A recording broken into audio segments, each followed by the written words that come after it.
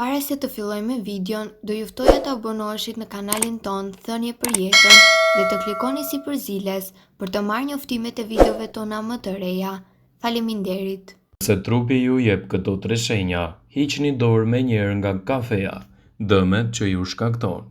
Sipas një studimi të fundit nga Shoqata Europiane e Kardiologjisë, është e pranishme se të pini 2 herë kafe në ditë mund të ofrojë shumë përfitime. Gjithashtu është vënë re se të gjitha llojet e kafes kanë efekte pozitive për shëndetin e njeriut.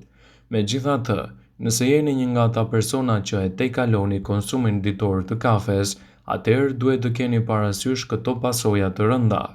Këto janë shenjat kryesore që trupi juaj do të shfaqë dhe do të paralajmërojë heqjen dorë nga kafeja, pasi mund të nxjisë gjithashtu edhe komplikacione të imunitetit tuaj. Nëse ndjeni nivele më të larta të ankthit se herët e tjera dhe pasi pini kafe ato vazhdojnë dhe rriten, është një shenjë përse duhet të hiqni dorë nga konsumi i kafes nga dieta juaj.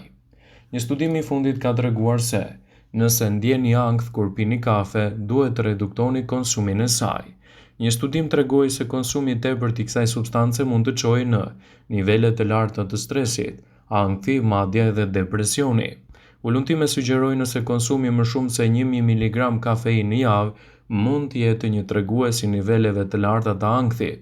Prandaj, është koha që të ndryshoni zakonet tuaja. Nëse shikoni ëndra të këqija vazhdimisht në mbrëmje, kjo mund të jetë për shkak të pirjes së tepërt të kafeinës.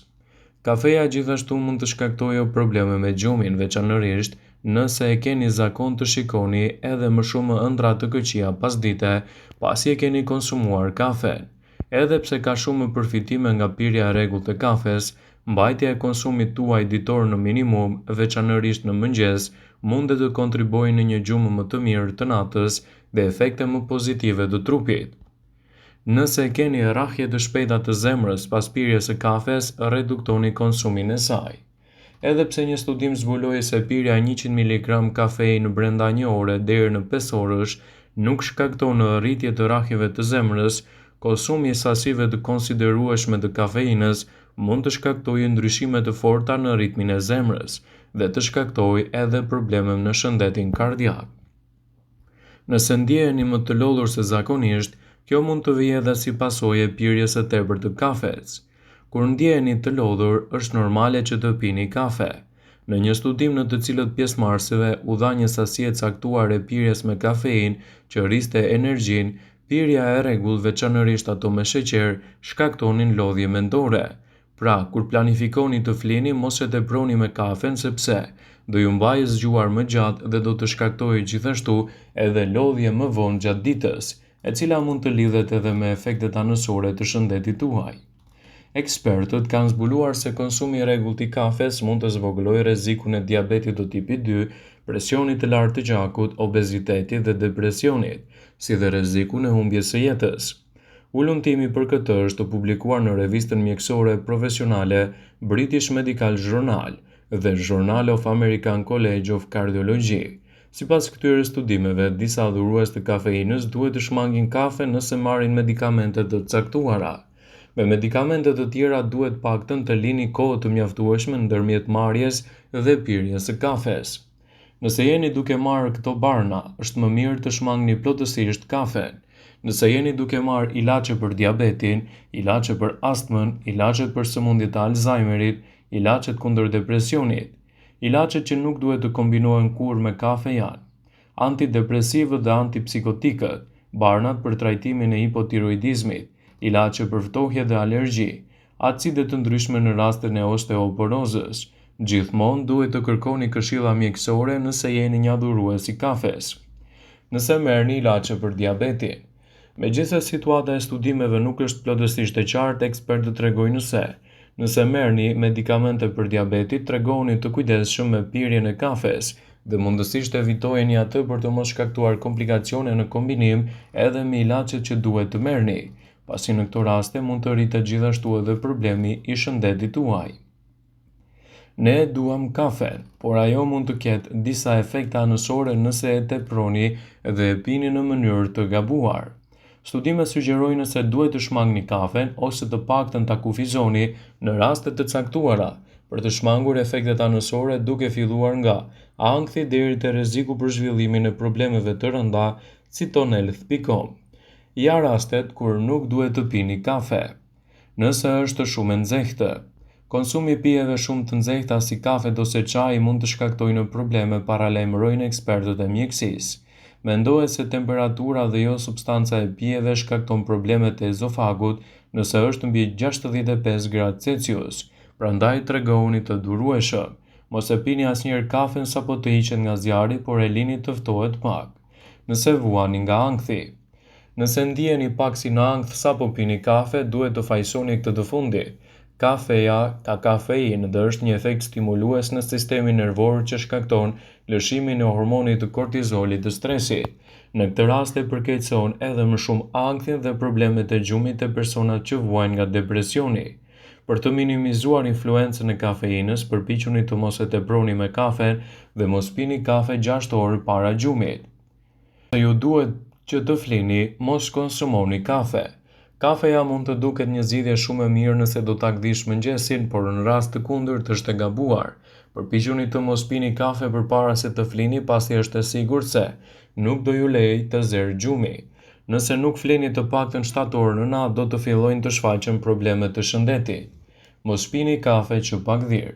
Konsumi i kafes që pak dhirë nuk do ju lejojë të shtoni as pak nivelin e energjisë. Kjo sepse në orët e para të zgjimit, nivelet e hormonit kortizol të stresit janë në kulmin e tyre dhe ju japin një rritje normale të energjisë. Prandaj shumë ekspertë bien dakord që kafeja e parë e mëngjesit të pihet rreth orës 11 deri në orën 12, kur nivelet e kortizolit kanë filluar të bien. Individët që kanë vështirësi që të bëjnë edhe një kontroll më të mirë të tensionit, diabetit dhe refluksit gastroezofageal mund të kenë kujdes me sasinë e kafes dhe me mënyrën se si e pinë atë.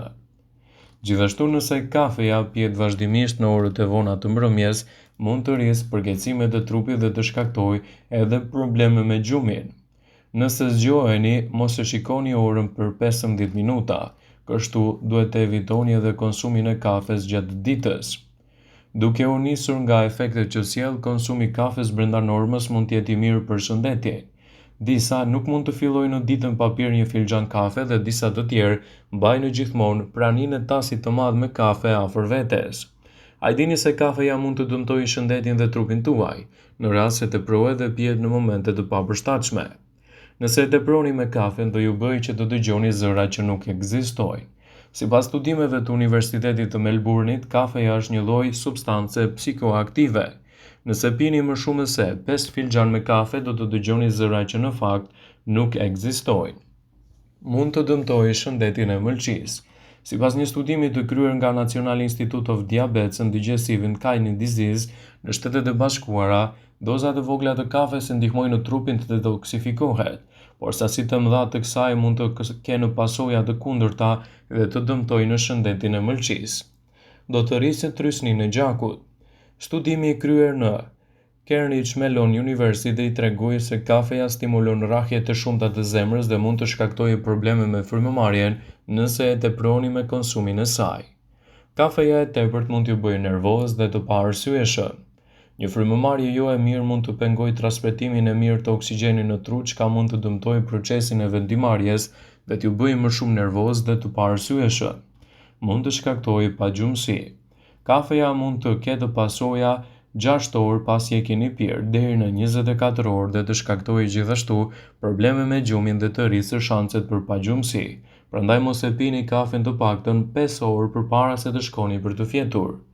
Kafeja mund të nxjisë shfaqjen e urinimit të shpejtë dhe duhet të jeni të kujdesshëm me pirjen e saj. Vëmendje. Ju bëjmë me dije se informacionet në këtë video kanë për qëllim që të plotësojnë, të mos zhvendësojnë në këshillat e mjekut tuaj ose të ofruesit të kujdesit tuaj shëndetësor, dhe nuk kanë për qëllim që të mbulojnë në të gjitha përdorimet e mundshme, masat paraprake, ndërveprimet ose dhe efektet e tyre negative për shëndetin tuaj.